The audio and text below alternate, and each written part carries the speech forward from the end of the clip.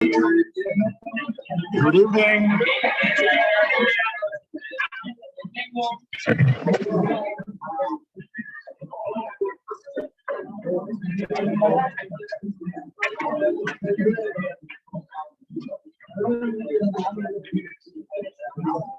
Okay. So हम लोग last time कहाँ तक पहुंचे गए? मैंने क्वेश्चन पूछा था, आज सुबह में पूछा था क्या? तो आप सब आंसर दे रहे हो? समझ सार्थक तो आंसर दे रहा है।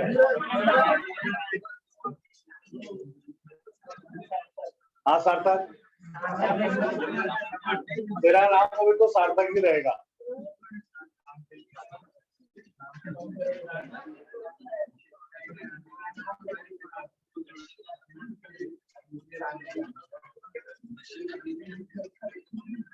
क्वेश्चन पूछा था ना सुबह में, लैटेंट हीट क्या है और कौन सा? वो भी है, तो आ जाएगा इसके साथ में। ठीक है, सोचो तो मैं कुछ ड्रॉ करता हूँ यहाँ पे।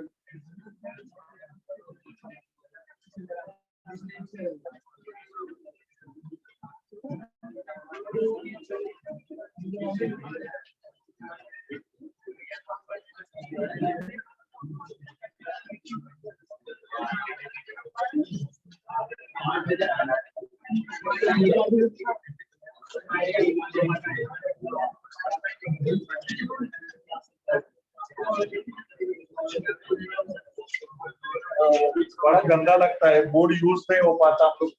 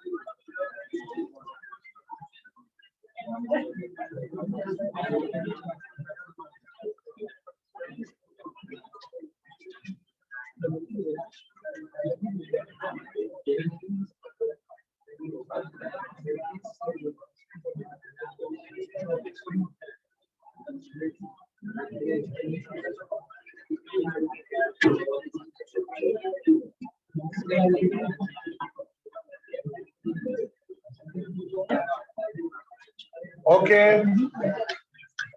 सब यार, अरे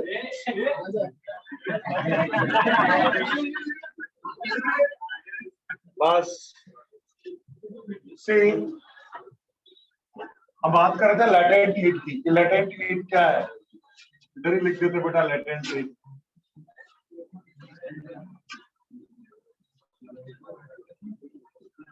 लैटेंट हीट डेफिनेशन अलग होता है, समझने का बात अलग होता है। अब लैटेंट हीट बोले तो ऐसे तो अपने लैंग्वेज डेफिनेशन के फॉर्म में बोलेंगे तो लैटेंट हीट क्या है? Amount of heat energy required by unit mass of a substance to convert from one state to another state. With 3 states तो पढ़ा हम लोगों ने, सॉलिड, लिक्विड एंड गैसेस। तो सॉलिड से लिक्विड में कन्वर्ट होने के लिए या लिक्विड से गैसेस में कन्वर्ट होने के लिए कितना हीट एनर्जी लगेगा एक unit mass of a substance को? एक unit mass of a substance को कितना हीट एनर्जी लगेगा to convert from one state to another state and at constant temperature. पता है ना बेटा, एक कांस्टेंट टेम्परेचर पे ये होता भी है।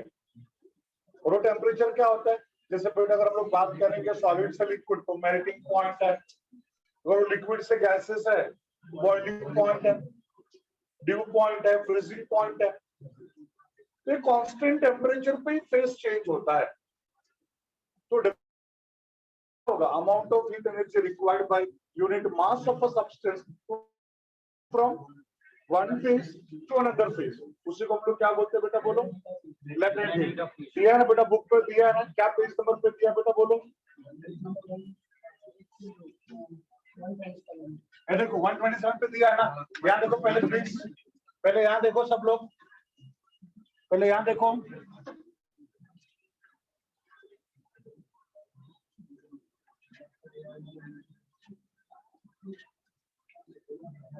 ये देखो लेटेंट हीट क्या है, लेटेंट हीट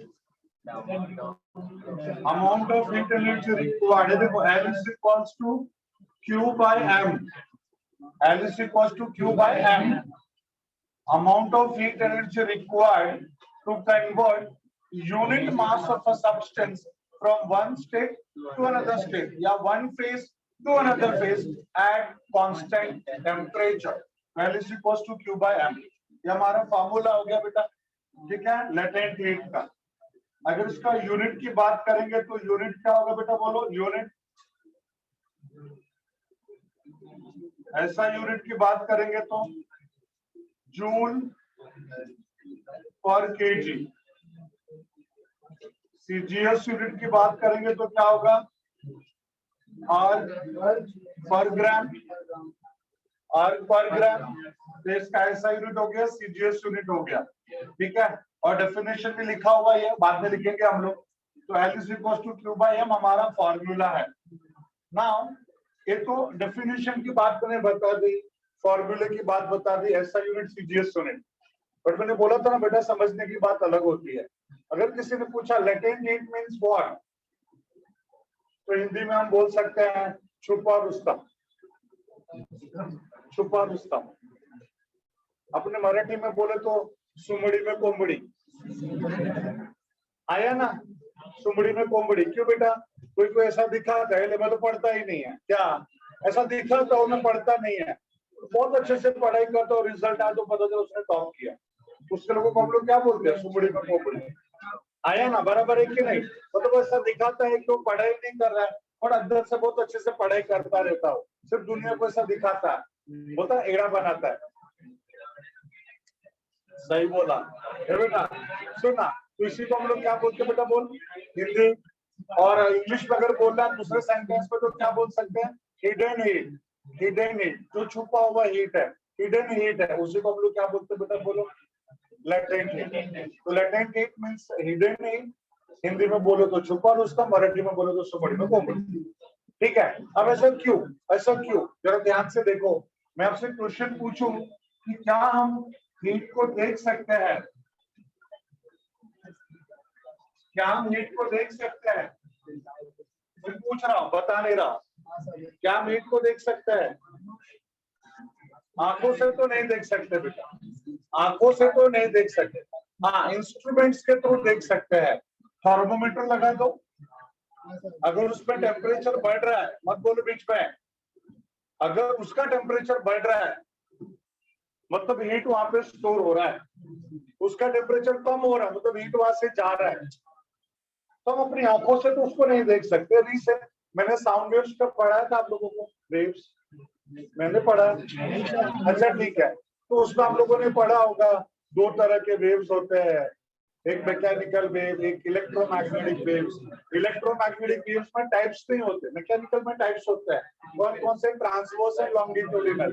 लेकिन बेटा जो हमारा दूसरा वाला है जिसको हम लोग क्या बोलते हैं, बोलो लॉन्गिट्यूडिनल वाला, सॉरी इलेक्ट्रोमैग्नेटिक वाला, उस इलेक्ट्रोमैग्नेटिक में टाइप्स नहीं थे, और उससे बेटा ना 7-8 अलग अलग रेडिएशन हो, सब के सब इलेक्ट्रोमैग्नेटिक वेव्स ही हैं, जैसे gamma rays, x rays, UV rays, visible, infra, micro, radio, ये सब के सब यू कैन से रेडिएशन ही है, इलेक्ट्रोमैग्नेटिक वेव्स है।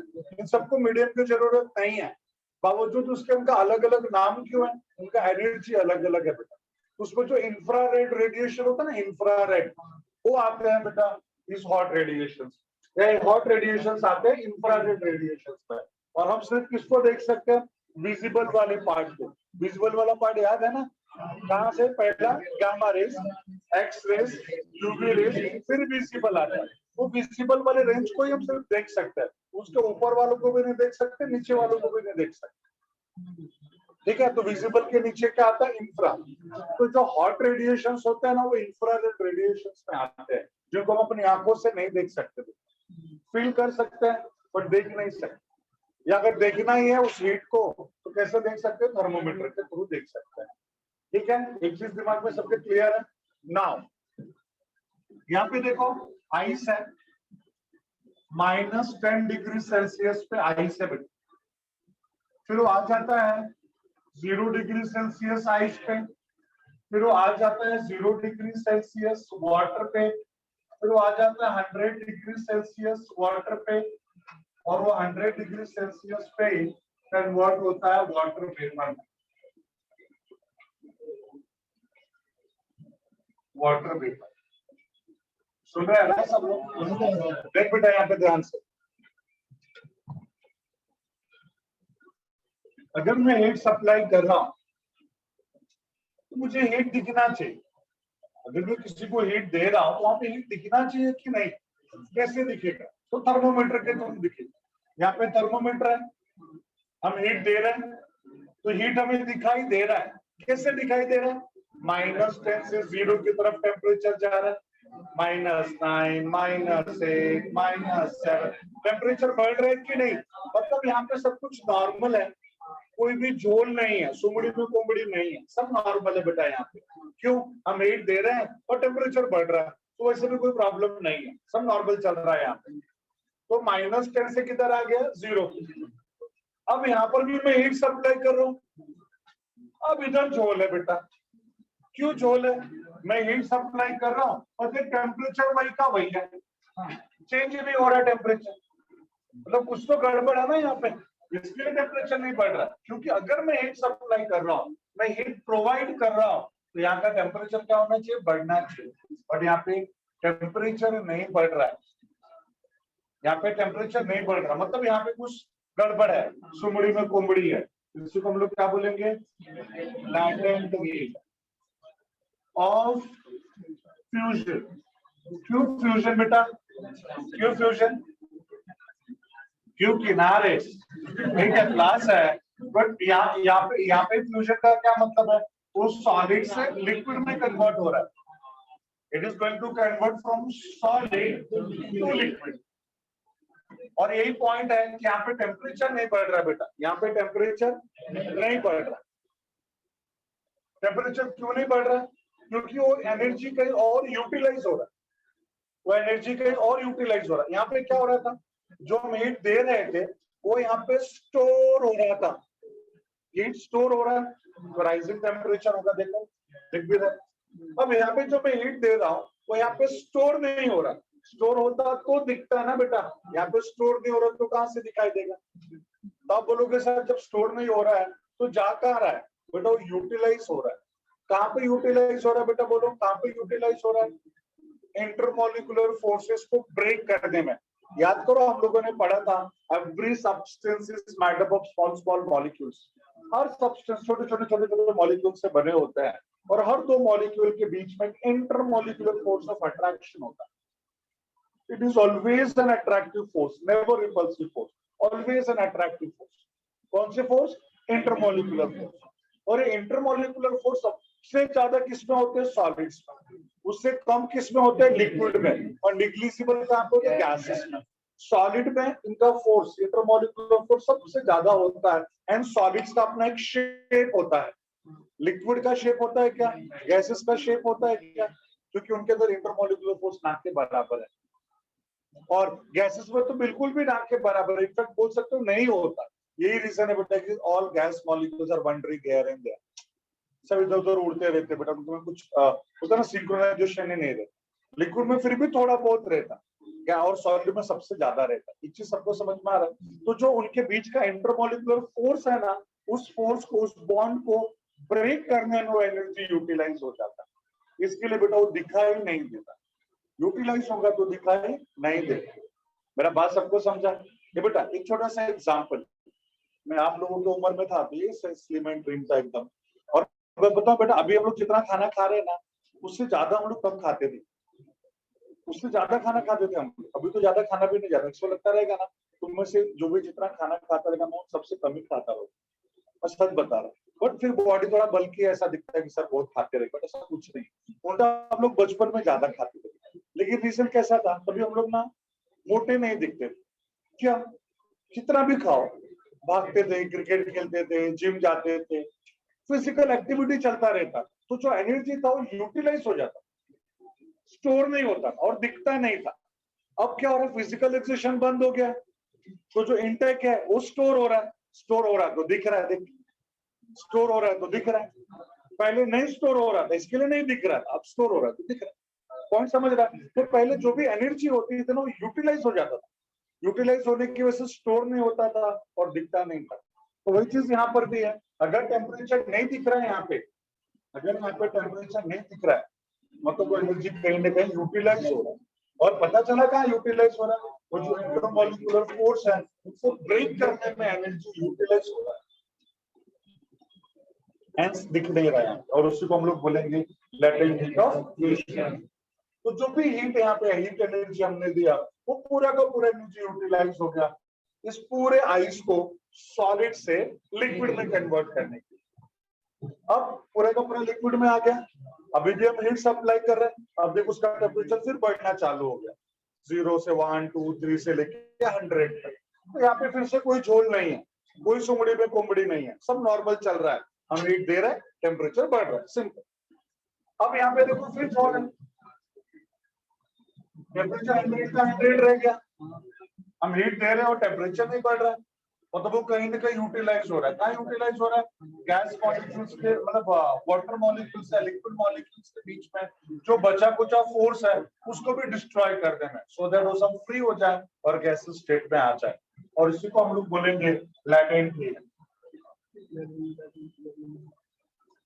Latent heat of vaporisation, latent heat of vaporisation. सबको बड़ा बात समझ में आया? तो लेटेंट हीट ऑफ वेपोराइजेशन क्या है? तो यहाँ पे दो लेटेंट हीट है। इन जनरल लेटेंट हीट क्या है, जब हमारा कोई भी सब्सटेंस एक स्टेट से दूसरे स्टेट में जाता है तो एक unit mass of a substance को कितना हीट एनर्जी चाहिए वो हमारा लेटेंट हीट है। बट अगर वो सॉलिड से लिक्विड में कन्वर्ट हो रहा है तो उसको बोलेंगे लेटेंट हीट ऑफ फ्यूजन, और लिक्विड से गैसेस में कन्वर्ट हो रहा है तो latent heat of vaporization. Hope you are getting with this. मेरा बात सबको समझ में आ रहा है बेटा? तो देखो ना आपके साथ उस बुक पे जो जहाँ पे आप लोगों ने बताया ना लेटेंट हीट दिया हुआ है, उधर ही आजू बाजू में लेटेंट हीट ऑफ फ्यूजन और लेटेंट हीट ऑफ वेपोराइजेशन भी दिया है, बराबर है, दिया है ना? तो आप कैसे लिखोगे? पर कुछ और भी बातें मुझे आपके साथ डिस्कस करनी है, पहले सुनो उसके बाद हम लोग आगे बढ़ेंगे। जरा सुनो सब ध्यान से प्लीज। हम बात कर रहे थे यहाँ पे लेटेंट हीट की, तो होप सबको लेटेंट हीट समझ में आया है क्या है लेटेंट हीट? यस, क्या है लेटेंट हीट बेटा बोलो? Amount of heat energy required, yes, amount of heat energy required to convert unit mass of a substance from one state to another state at constant temperature, ये latent heat।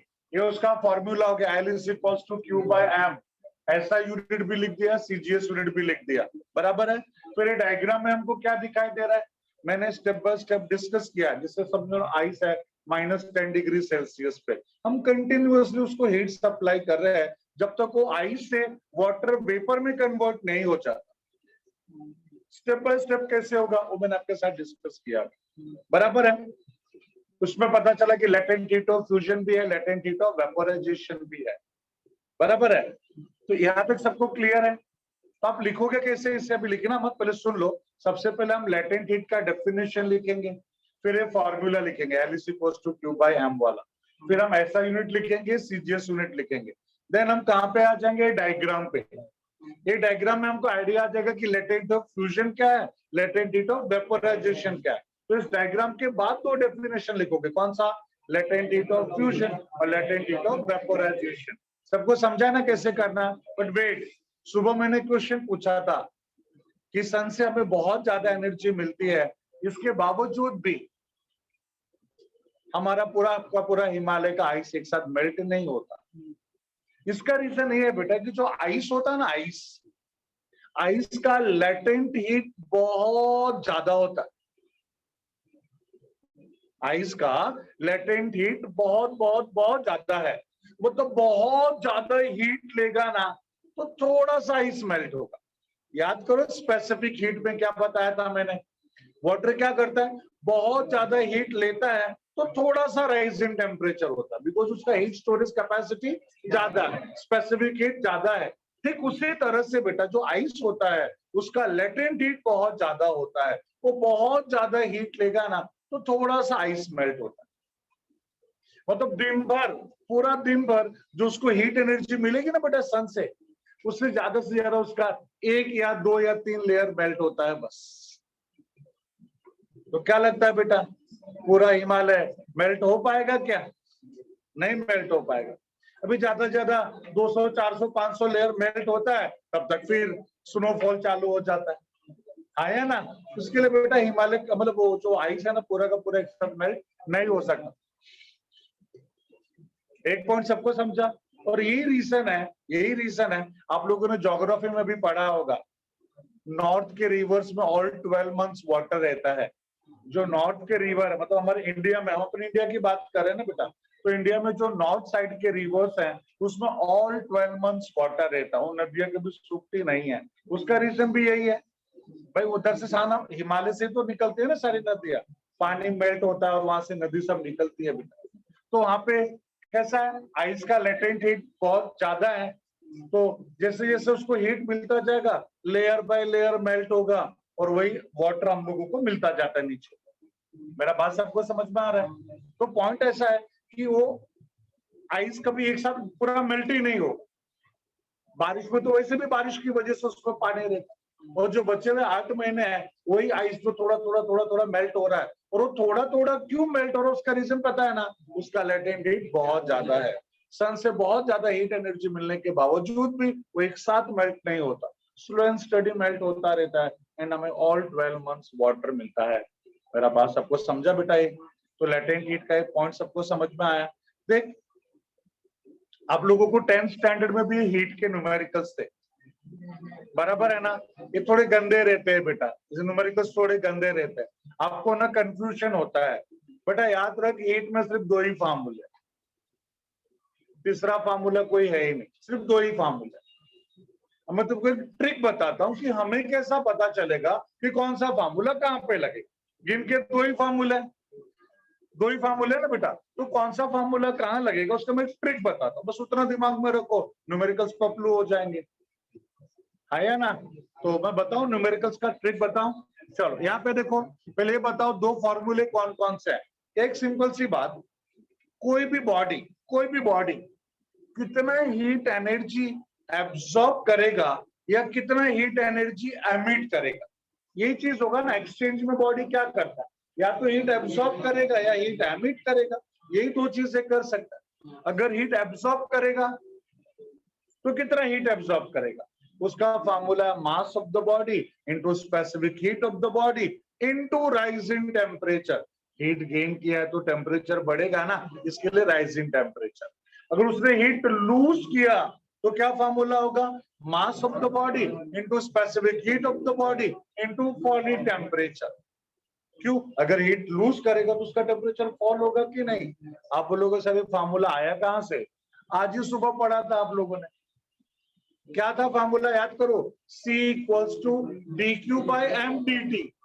तो D Q is equals to क्या हो जाएगा, M C delta T. M C delta T, M क्या है mass, C क्या है specific heat, और डेल्टा टी क्या है change in temperature. Heat gain किया है तो राइज इन टेम्परेचर, लूज किया है तो फॉल इन टेम्परेचर, वही है कि नहीं? तो काम करो, पहले मैं इसको बाद में लिख के देता हूं, पहले यहाँ पे ट्रिक देखो क्या है, सब जरा ध्यान से देखो। ये सबको समझ रहा ऑनलाइन?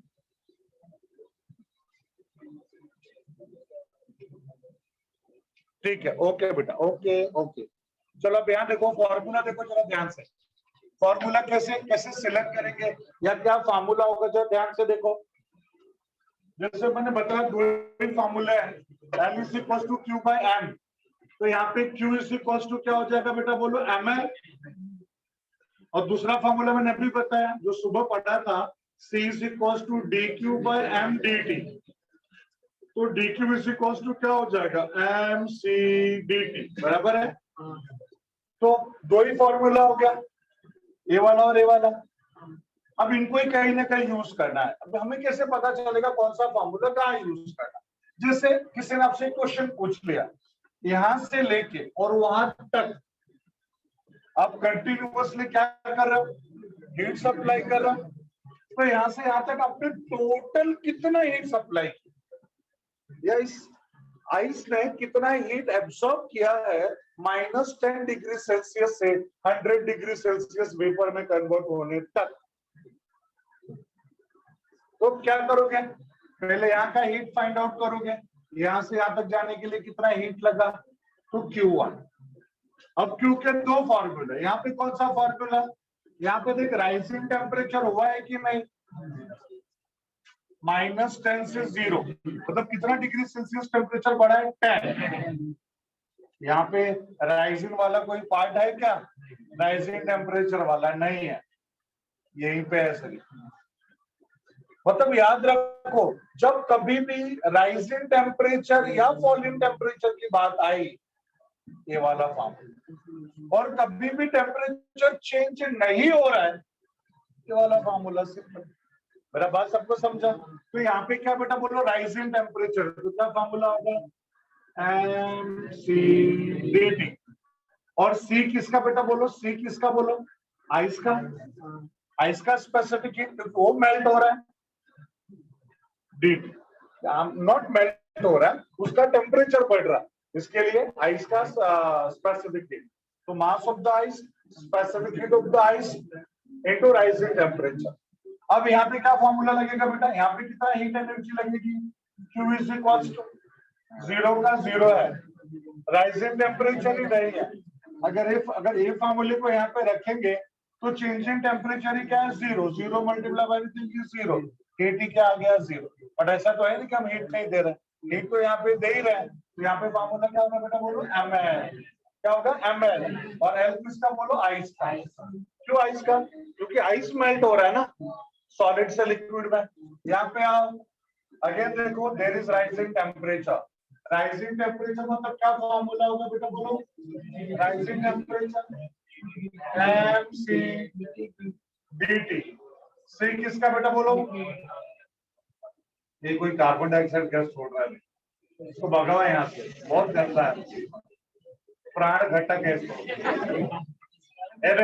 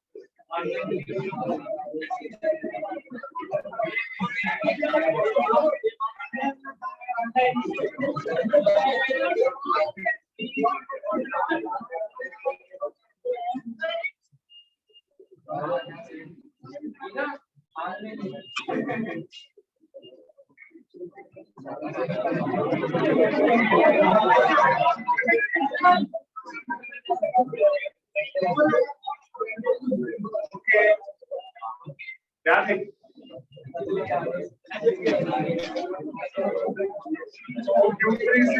लिखो, एक्सीडेंटली किसका बेटा बोल, वाटर का, 80 आ गया, यहाँ पे आ जाओ बेटा Q4 में, यहाँ पे देखो temperature again remains the same, 100 का 100 ही रह गया, नो राइजिंग टेम्परेचर, तो क्या फॉर्मूला है, ml, और किसका बेटा लेंगे, सबको समझा बेटा। तो इस सब हीट को हम लोग अगर ऐड कर देंगे तो पता चल जाएगा कि यहाँ से यहाँ तक पहुंचने के लिए कितना हीट लगेगा। Hope you are getting this. तो बेटा आप लोग क्या करो, कभी मैंने बताया वैसे ही करो। सबसे पहले लैटेंट हीट का डेफिनेशन लिखो, सिर्फ लैटेंट हीट वाला, देन ए फॉर्मूला, उसके नीचे यूनिट्स, देन ए डायग्राम ड्रॉ करो पूरा, देन आप लैटेंट हीट ऑफ फ्यूजन और लैटेंट हीट ऑफ वेपोराइजेशन। ठीक है, कम ऑन बेटा जल्दी।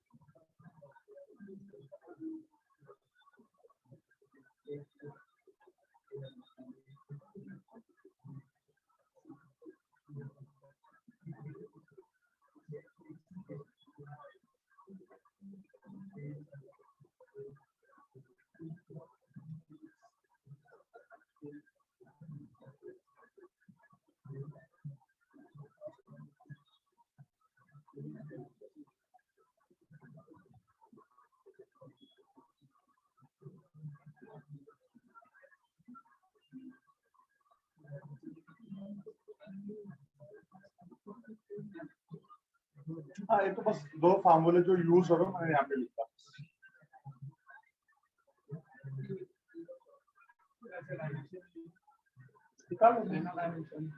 अरे एनर्जी और ये मास है, L2 m1 t power minus और मास है तो m1, तो L2 m0 t power minus.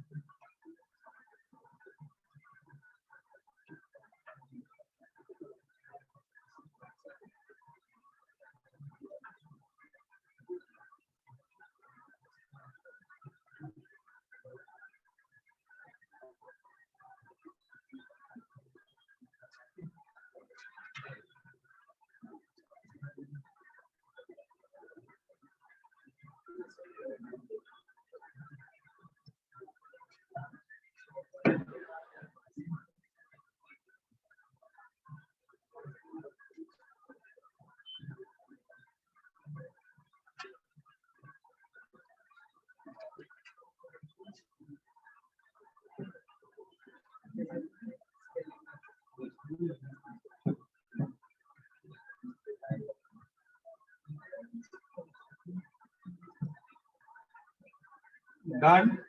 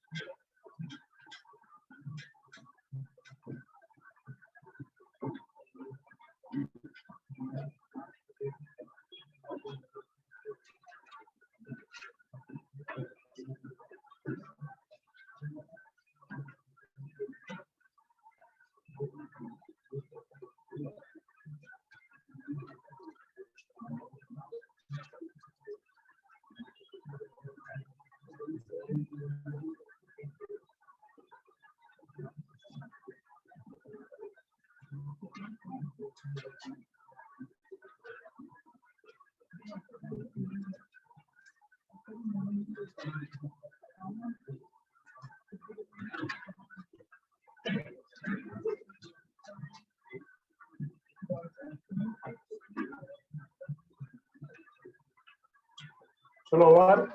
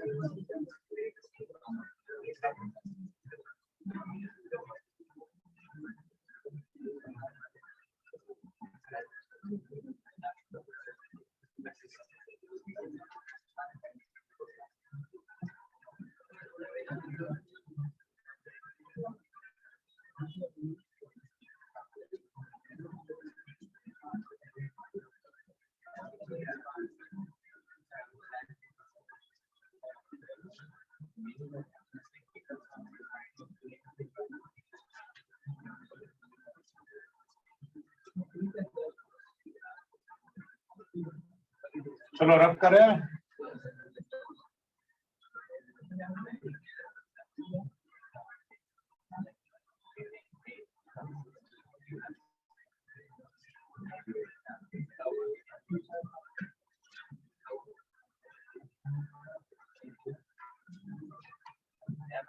देखो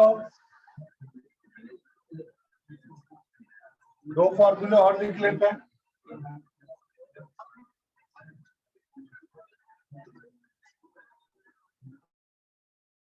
amount of heat energy gain, कोई भी बॉडी कितना हीट एनर्जी गेन करेगा बेटा बोलो? Amount of heat energy gain by your body क्या होगा? Formula mass of the body into specific heat of the body, और यहाँ पे हो जाएगा rising temperature. Yes, amount of heat energy gained is equals to mass of the body, specific heat of the body into rising temperature. लिख लो।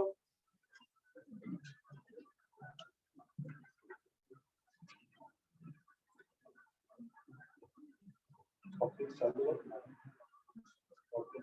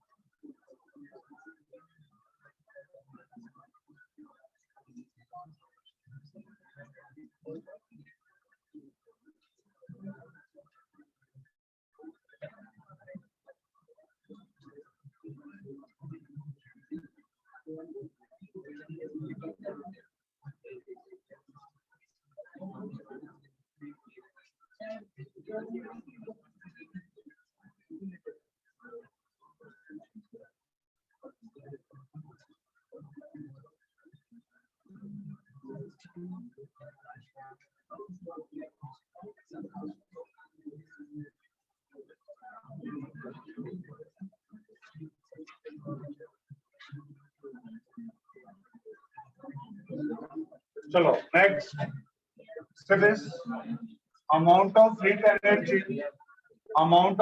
energy lost by a body is mass of the body, specific heat of the body into rising जगह पे हो जाएगा body temperature। लिख लो इसको भी जल्दी से।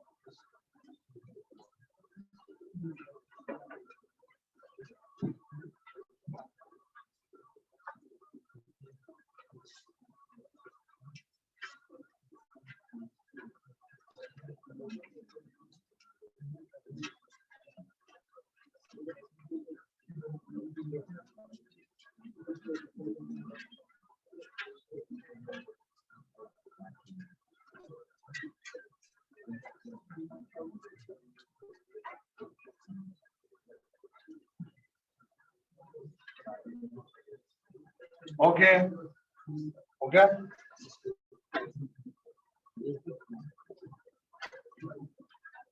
फिर देखो टेम्परेचर ग्रेडियंट क्या होता है। टेम्परेचर ग्रेडियंट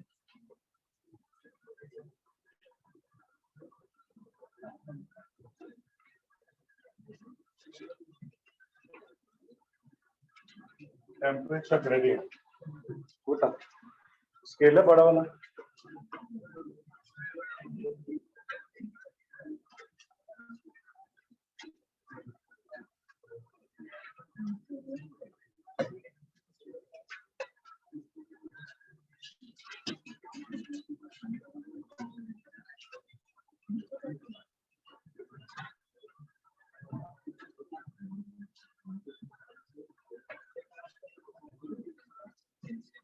जब तक मैं डायग्राम ड्रॉ कर रहा हूँ तब तक आप लोग एक बार पढ़ लो तो पाठ पढ़ाया हम लोगों ने पहले।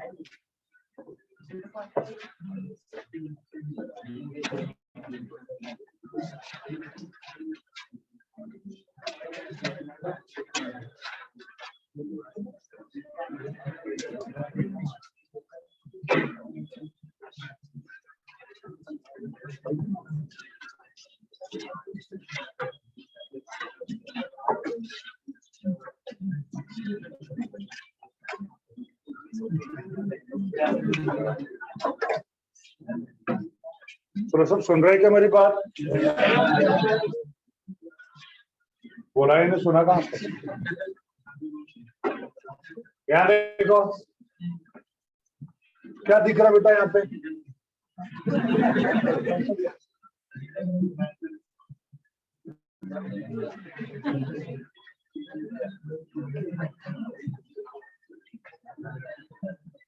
यहाँ पे स्टीम चैम्बर है।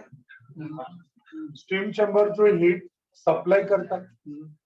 यहाँ पे एक रॉड है, AB is a rod, metal rod है, कोई भी किसी भी मटेरियल का एक मेटल रॉड है, इसमें से हीट कंडक्ट होता है ऐसा।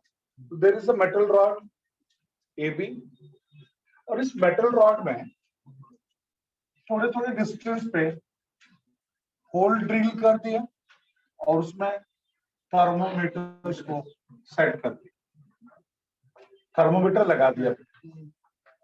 थोड़े थोड़े डिस्टेंस पे क्या किया, इसके अंदर होल ड्रिल किया और उसमें थर्मोमीटर को अटैच कर दिया। हो सकता है कभी कभी उस थर्मोमीटर रॉड में प्रॉपर कांटेक्ट ना हो, इसके लिए हम लोगों ने यहाँ पे मर्क्यूरी पोर कर दिया, मर्क्यूरी प्लेस कर दिया उस होल्स में, ताकि उस थर्मोमीटर और जो हमारा रॉड है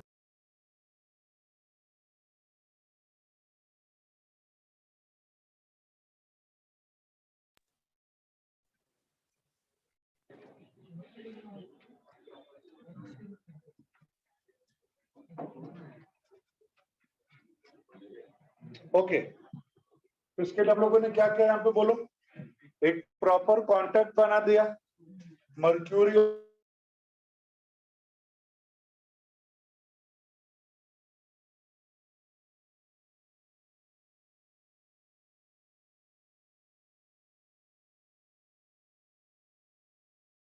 का स्टार्ट कर रहे, बता दिया कि भाई जो फर्स्ट थर्मोमीटर है वो X1 के डिस्टेंस पे है चैम्बर से, इस चैम्बर से जो दूसरा वाला थर्मोमीटर है T2 वो X2 के डिस्टेंस पे, जो तीसरा वाला थर्मोमीटर है T3 वो X3 के डिस्टेंस पे, और जो चौथा वाला है T4 X4 के डिस्टेंस पे, तो X1 X2 X3 X4 चार थर्मोमीटर्स।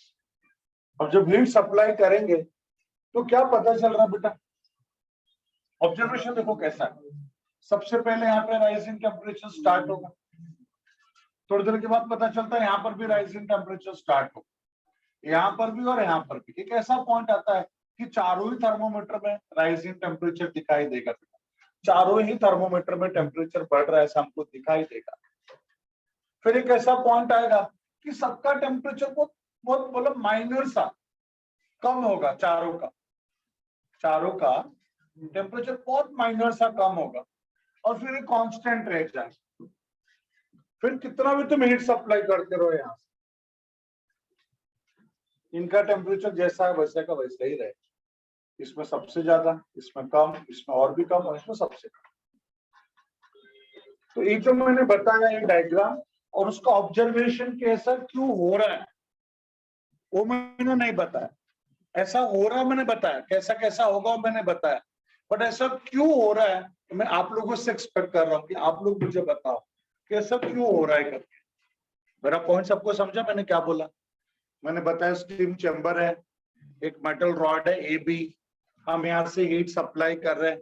हीट सप्लाई जब होगा, जब आगे आगे हीट जाएगा बेटा, जब यहाँ से हीट आगे आगे आगे आगे जाएगा तो सीधी सी बात है चारों में राइज इन टेम्परेचर होगा। चूंकि स्टीम चैम्बर से नजदीक है तो यहाँ पे पहला राइजिंग टेम्परेचर दिखाई देगा, फिर दूसरा, तीसरा, चौथे में राइजिंग टेम्परेचर होगा। एक ऐसा पॉइंट आएगा कि चारों में राइजिंग टेम्परेचर दिखाई देगा आपको, फिर ऐसा पॉइंट आएगा कि चारों का टेम्परेचर थोड़ा थोड़ा कम होगा और फिर वो कांस्टेंट रह जाएगा। फिर तुम कितने देर तक उसमें हीट सप्लाई करो, वो टेम्परेचर में चेंजेस नहीं आएंगे।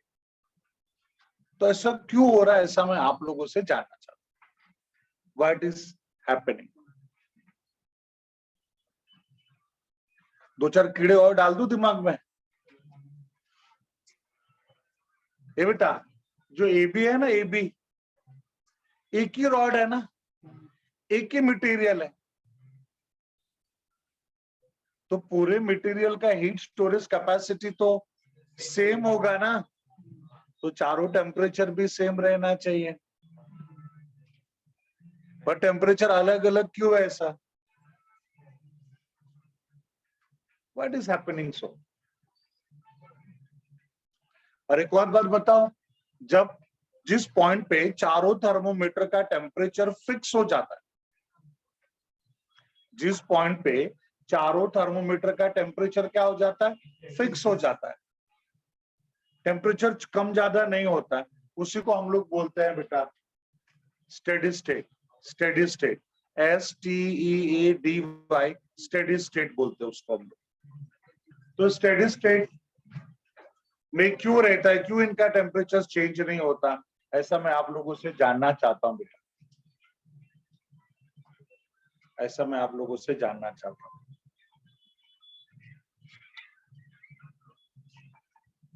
छोटू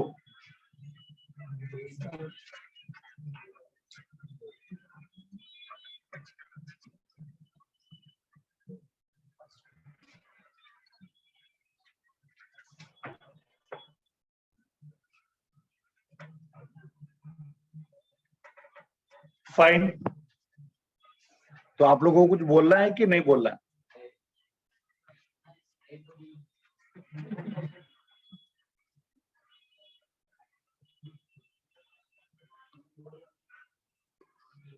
ऑनलाइन किसी कुछ बोलना है इसका explanation, what is happening so. Yes,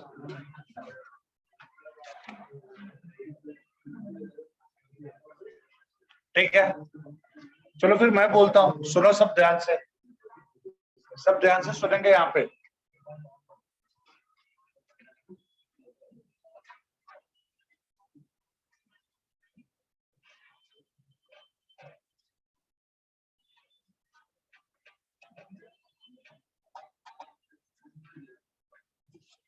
हाँ, हम बात कर रहे थे कि ये स्टीम चैम्बर है, यहां से हीट सप्लाई हो रहा है, क्योंकि ये पहले है, उसको हीट रिसीव होगा, पहला राइज इन टेम्परेचर होगा, वो बात समझ में आ रही है। तो बेटा ये क्या करेगा, यहाँ पे जो मटेरियल है, मैंने आपको बोला था ना, कोई भी मीडियम होने दो बेटा, कोई भी सराउंडिंग, कोई भी मीडियम होने दो, वो एनर्जी को एब्सॉर्ब करता है, एनर्जी को क्या करता है, एब्सॉर्ब करता है। फॉर एग्जाम्पल, छोटू नाम बोलते रहा, जयेश आगे आगे जा रहा है, बाजू वाले को बुलाना है जयेश को, तो चिल्लाएगा जयेश। अब पता चला इसने चिल्लाया, उसका नाम लेके मतलब क्या किया, सराउंडिंग में एक एनर्जी को थ्रो किया है, फेंका सराउंडिंग में, बट वो एनर्जी उस तक पहुंची नहीं, सराउंडिंग में उसके पहले पूरा एब्सॉर्ब कर लिया।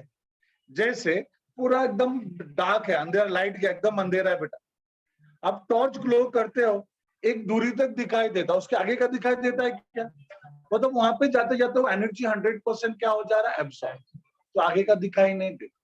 उसी तरह से अगर जयेश नाम चिल्लाते हैं, तो सामने बोले एक दूरी तक जाके शायद उनका नाम जो है, वो जो एनर्जी थ्रो किया था सराउंडिंग ने एब्सॉर्ब कर लिया, आगे गया ही नहीं, इसके कानों तक वो एनर्जी पहुंचा ही नहीं। थोड़ा और ताकत से चिल्लाता जयेश, पता चला फिर भी नहीं सुना, और ज्यादा एनर्जी, फिर भी नहीं सुना, तो एट द एंड क्या करता है, ऐसे करके बोलता है। अब ऐसे करने से क्या हो जाता है बेटा, जो ऐसा एनर्जी स्प्रेड हो रहा है, उस एनर्जी को उसने क्या कर दिया, कोलिमिनेट कर दिया, एक ही डायरेक्शन में फोकस कर दिया, तो पता चला एनर्जी उसके कानों तक पहुंचता है, कान के पर्दे को हिलाता है, उसको लगता है कोई मुझे बुला रहा है, फिर पीछे दिखता है, फिर इनका गप्पा गोष्ठी होता है, बात दूसरी बात। बट ये समझा ना बेटा क्या हो रहा है, एनर्जी तो आगे जा रही है, जो एनर्जी आगे जा रही है, हमारा सराउंडिंग क्या करता है, एब्सॉर्ब। वही चीज यहाँ पर भी होता है बेटा, देखो ये जो रॉड है, यहाँ से आने वाले हीट एनर्जी को एब्सॉर्ब भी करेगा एंड एज बीइंग कंडक्टर आगे आगे पास ऑन भी करेगा। तो एब्सॉर्ब भी करता जा रहा है, पास ऑन भी करता जा रहा है। चूंकि एब्सॉर्ब कर रहा है इसके लिए यहाँ का टेम्परेचर बढ़ रहा है, आगे पास कर रहा है फिर हीट यहाँ तक पहुंचता है। यहाँ का भी तो मटेरियल उसको एब्सॉर्ब करेगा ना, और आगे आगे भी पास करता जाएगा, आगे आगे भी पास करता जाएगा, बराबर है। फिर थोड़ा ऐसा करते करते हीट लास्ट तक पहुंच जाएगा, हीट लास्ट तक पहुंच जाएगा बेटा। और एक ऐसा पॉइंट आएगा कि चारों में राइजिंग टेम्परेचर हो रहा है, मतलब सब जगह पे जो हीट एनर्जी आई है उसको लोग क्या कर रहे हैं, एब्सॉर्ब कर रहे हैं। अगर सब लोग हीट एनर्जी को एब्सॉर्ब कर रहे हैं, सब लोग हीट एनर्जी को एब्सॉर्ब कर रहे हैं, तो सब जगह पे राइज इन टेम्परेचर हो रहा है। यहां तक कोई दुविधा नहीं है बेटा। इस मटेरियल का हीट को एब्सॉर्ब करने की या हीट को स्टोर करने की अपनी एक कैपेसिटी है, और उस कैपेसिटी के साथ जब उसका कैपेसिटी हो जाएगा, अब उससे ज्यादा हीट एब्सॉर्ब नहीं कर पाएगा, तो क्या होगा बेटा बोलो, हीट उस बी वाले एंड से बाहर निकलना चालू हो जाएगा।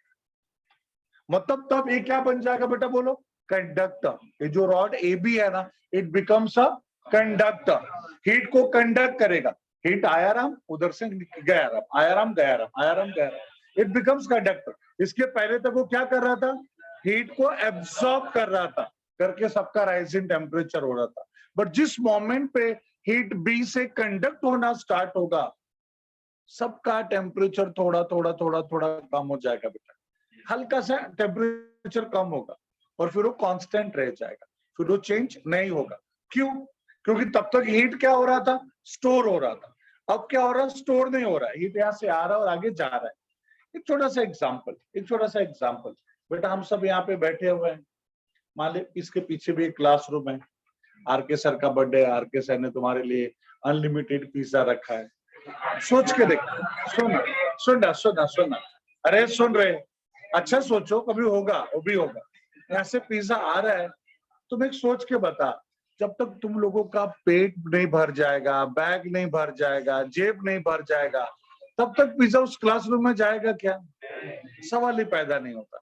लेकिन जिस मोमेंट पे आप लोगों का सब भर चुका है, फिर वो आएगा और आगे जाएगा, तो रुकेगा क्या किधर भी भाई। जब तक हीट, भाई जो मटेरियल है उसका एब्सॉर्ब करने की जो कैपेसिटी है वो एब्सॉर्ब कर रहे हैं, राइजिंग टेम्परेचर हो रहा है। पर जिस मोमेंट पे उसकी कैपेसिटी खत्म हो गई, हीट आया राम और वहां से गया राम, इसके टेम्परेचर क्या रह जाता है, कांस्टेंट। तो ये सब तो बराबर है, इसमें कोई प्रॉब्लम नहीं है। जो सबसे बड़ी दिक्कत है, वो दिक्कत इस बात को लेके है कि सर अगर एक ही मटेरियल है, पूरे मटेरियल का हीट एब्सॉर्ब करने की सेम कैपेसिटी है, हीट को स्टोर करने की सेम कैपेसिटी है, मेरे टेम्परेचर अलग अलग क्यों है, बराबर है। देख बेटा, अभी ना एक्चुअली मुझे 3 चीज इसके पहले ही पढ़ा देना चाहिए था, सब मुझे लग रहा है, पर ठीक है, इतना कुछ प्रॉब्लम है, बाद में पढ़ाऊंगा तभी भी चलेगा। और वो 3 पार्ट है, कंडक्शन, कन्वेक्शन एंड रेडिएशन।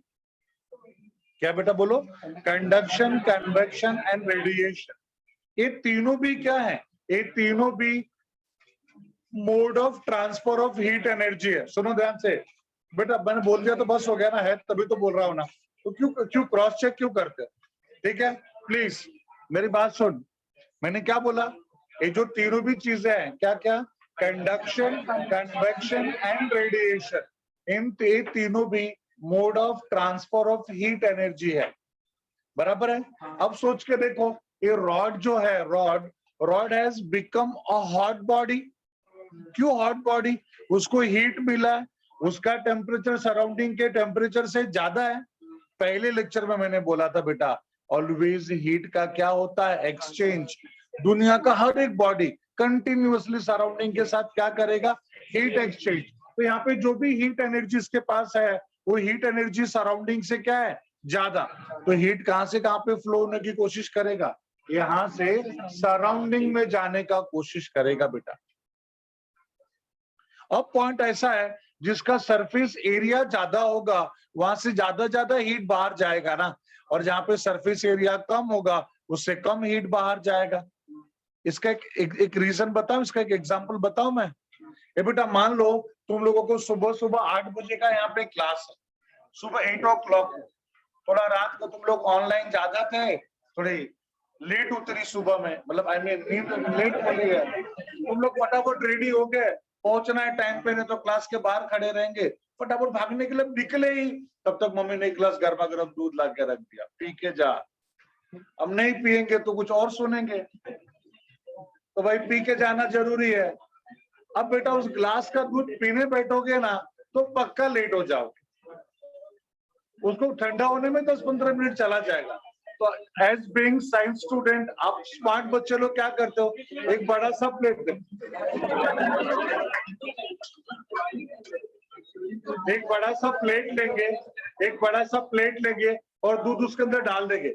जो 10-15 मिनट लगता है ना ठंडा होने के लिए, 1 मिनट लगेगा ठंडा होने के लिए, गटक के सिरा भाग लोगे। आया ना, मेरा बात समझा बेटा?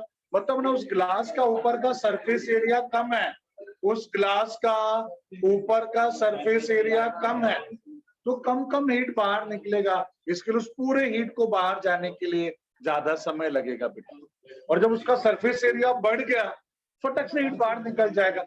मेरा पॉइंट सबको समझा? बस एग्जैक्टली वही चीज यहाँ पर है मेरे प्यारे बच्चों लोग, एग्जैक्टली वही चीज यहाँ पर है।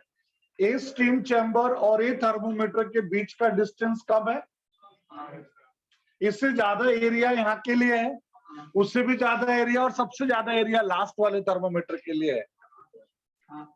मतलब बेटा कहां से कौन से थर्मोमीटर के लिए ज्यादा से ज्यादा हीट बाहर निकल जाएगा, लास्ट वाले के लिए, और इसके लिए सबसे कम हीट बाहर निकलेगा बिकॉज इसका सरफेस एरिया कम है, इसके लिए इसका टेम्परेचर सबसे ज्यादा रह जाता है, इसका कम और भी कम, उसका सबसे कम।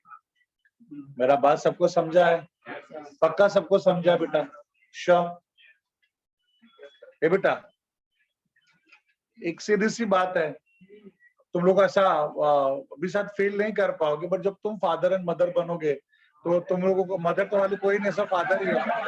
प्लीज बस बस बस, जब तुम लोग ऐसा फील करोगे, अगर एक पेरेंट्स के अगर 2 या 4 बच्चे 3 बच्चे हैं तो सब बच्चों को बराबर ही प्यार करते, किसी को कम ज्यादा प्यार नहीं करते, 110% फैक्ट है। बट होता क्या है, कोई दूर रहता है, कोई पास रहता है, तो सीधी सी बात है पास वाले से थोड़ा अटैचमेंट ज्यादा रहेगा ना कंपेयर टू दूर वाला। ये पॉइंट समझा बेटा? स्टीम चैम्बर के पास में है, उसका टेम्परेचर तो वैसे भी ज्यादा रहेगा, कम सरफेस एरिया बाहर जाने के लिए, उसका लास्ट कम है। ये पॉइंट समझा सबको? एक्सप्लेनेशन सबको समझा है क्या? नाउ तो टेम्परेचर ग्रेडियंट क्या है? What is temperature gradient? ये देखो,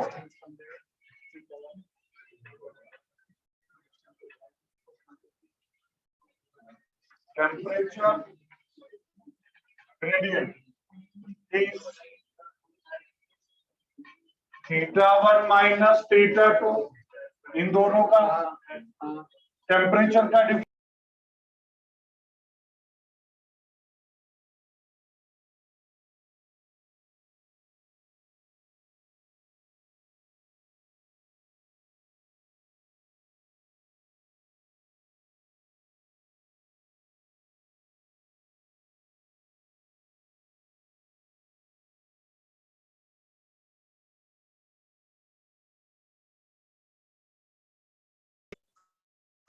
In short, it is d theta by dx, d theta by dx, इसी को हम लोग बोलते हैं टेम्परेचर, इसी को क्या बोलेंगे? Temperature gradient. याद रहेगा सबको? पक्का सबको याद रहेगा? तो इसको पहले ड्रॉ कर लो। सर मेरा मोबाइल ये होने वाला है।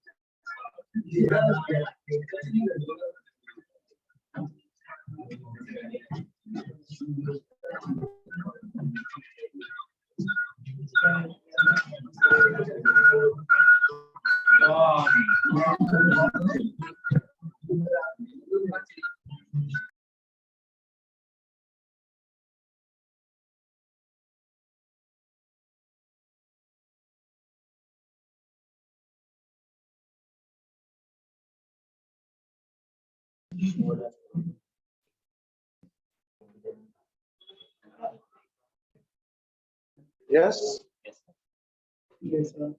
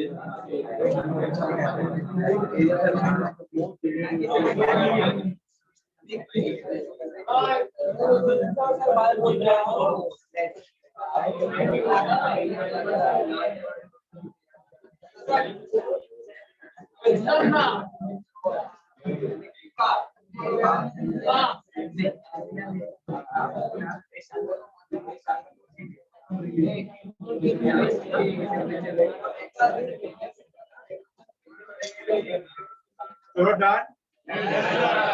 ये देखो टेम्परेचर ग्रेडियंट का डेफिनेशन भी दिया है बुक में। पेज नंबर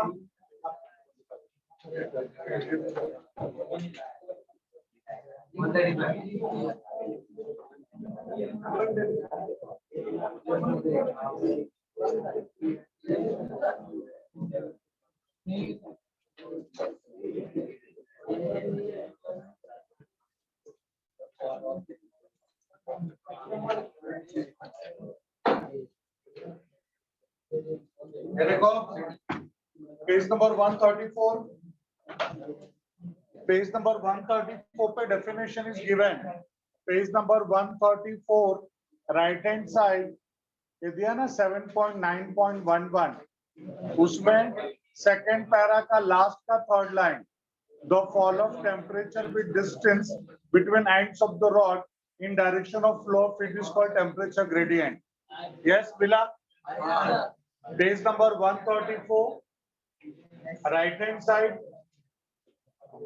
का नीचे से third last para the third line नीचे से third line the fall of temperature यहाँ देखो the fall of temperature ये वाला यहाँ पे देखो definition दिया है the fall of temperature with distance between the ends of the rod in the direction of flow of it is called temperature gradient.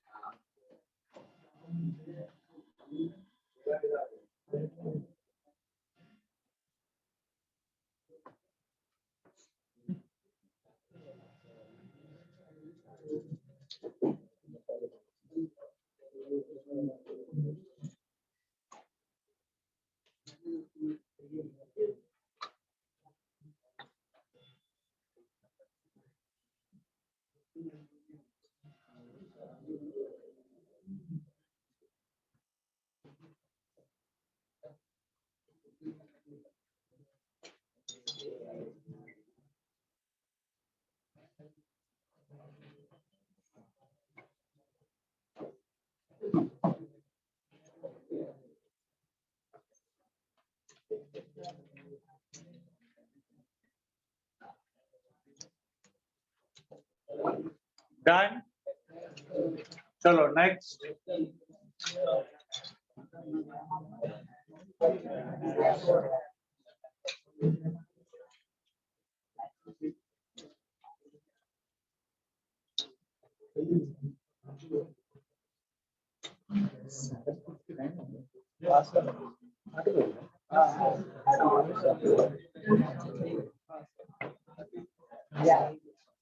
Okay.